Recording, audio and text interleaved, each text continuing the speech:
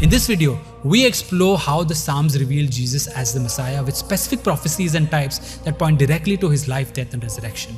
The first psalm that directly points to Jesus is Psalm 2, which speaks of the Messiah as the anointed king destined to rule the nations. Psalm 2 verse 6 describes how the Lord will install his king, the Messiah, on his holy hill of Zion and give him authority over all the earth.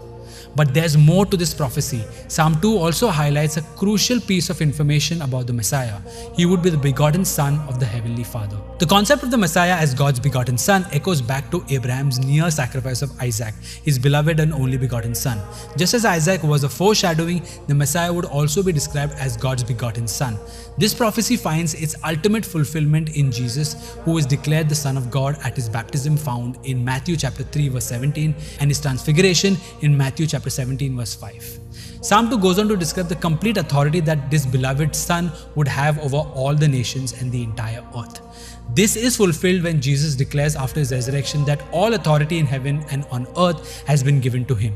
The Psalm 2 not only foretells the Messiah's divine sonship, but also unrivaled authority to rule the nations. Perhaps one of the most profound messianic prophecies in the Psalms is Psalm 22, a psalm of David that vividly describes the suffering of a righteous person. While David may have experienced personal anguish, this psalm ultimately points to Jesus' crucifixion. Jesus himself quotes the opening words of the psalm while on the cross, confirming its connection to his own suffering.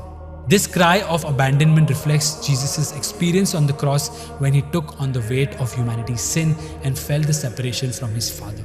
But the psalm doesn't stop there. David goes on to describe details of the suffering that closely match Jesus' passion. The psalm talks about how the Messiah would be subject of mockery and sarcasm.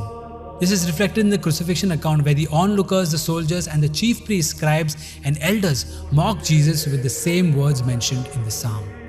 The psalm also describes how the persecutors would cast lots for the Messiah's garments. This is exactly what happens during the crucifixion. The soldiers crucified Jesus and cast lots for his garments. The psalm also specifically mentions the pierced hands and feet which Jesus would also experience because of the crucifixion. Psalm 22 not only foreshadows the suffering of Christ in remarkable detail, but also points to the ultimate purpose of his sacrifice, the proclamation of his righteousness to future generations. This prophecy finds its fulfillment in Jesus' final words on the cross. It is finished, declaring the completion of God's redemptive plan.